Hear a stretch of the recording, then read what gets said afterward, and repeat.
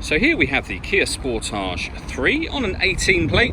I'm going to start off by showing you around the outside of the car, and then we'll hop in and run through some controls on the inside.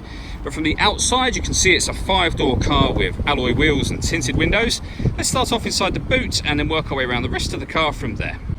So as we approach the boot, you can see we have reversing sensors. This car's also got a reversing camera, plenty of boot space as well, along with that 60/40 split folding rear seat, and then underneath this tray section, a space saver spare wheel.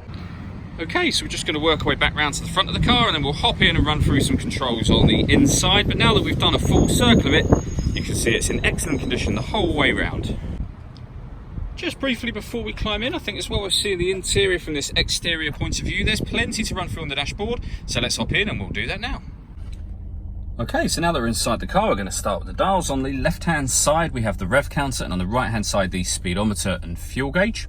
In the middle, you can see the total miles for this car are 10,191. The information that's displayed above that can be changed using buttons on the steering wheel, so you can have a digital readout for the speedometer, various bits of fuel economy, and there are other menus available along the top, including satellite navigation, an audio menu, user settings, and then back round to the beginning again. And the buttons I was using to do that are just here, along with cruise control over that side as well. On the left-hand side, we have stereo controls through the middle, the ability to answer and end phone calls, and voice activation for the phone. So you can hit that button, ask it to dial anyone in your contacts list, and it'll do that for you without you having to take your phone from your bag or pocket. That is, of course, once you paired it up, and that is done over on the touchscreen just here. Hit all menus, and then phone, and follow instructions on screen from there.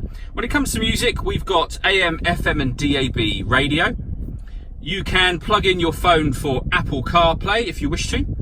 And also, when it comes to listening to your own music, under the media heading, nothing is connected at the moment, which is why it's greyed out.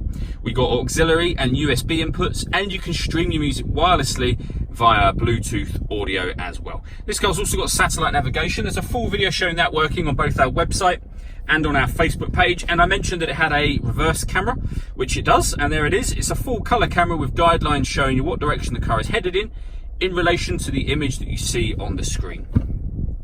Working our way down from there, we've got dual zone climate control. So you can adjust the temperature on the passenger side, the driver side, fan speed up and down from here. You can determine where you'd like the air to be distributed. All of the adjustments you make on here all show at the top of the screen just there, as you can see. When you're happy with those settings, that button turns the air conditioning off or on again. Or you can hit auto, and the car will take care of the fan speed and the direction of the air to maintain the temperatures that you've asked for. You can hear it doing that. To override it, just readjust the fans to whatever level you want them on. We've got heated driver and passenger seats, both with 3 different heat settings each. And underneath that, 2 12-volt charging sockets, as well as the auxiliary and USB inputs, a 6-speed manual gearbox, and then these 3 buttons here. So firstly, that one turns off the parking sensors. This one turns on something called downhill brake control, and you can see that's turned on just there, or off again.